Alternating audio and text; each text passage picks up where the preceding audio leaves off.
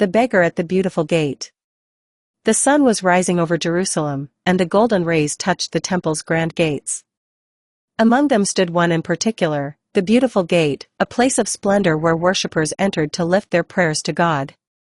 At its steps, a familiar figure was already there. He was a man who had never walked since birth. Every morning, friends carried him to the gate.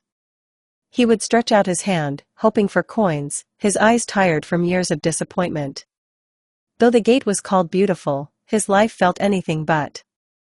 On this day, as worshippers streamed into the temple, the beggar lifted his voice again, alms for the poor. Alms for the lame. He expected little, perhaps a coin or two to ease his hunger. Then came Peter and John, disciples of Jesus, walking toward the temple at the hour of prayer. The beggar called out to them like he did with everyone else, hoping for charity.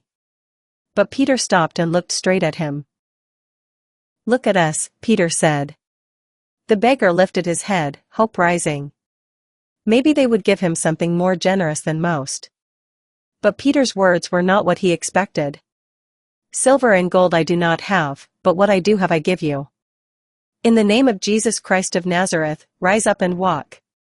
Peter took his hand, and in that instant, the man's feet and ankles grew strong.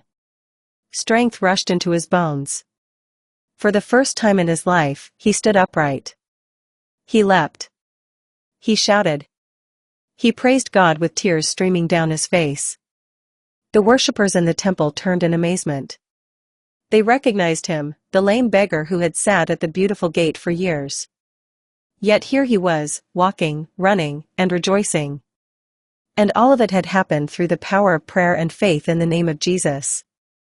The disciples didn't give him coins that would fade away, but something far greater, healing and new life.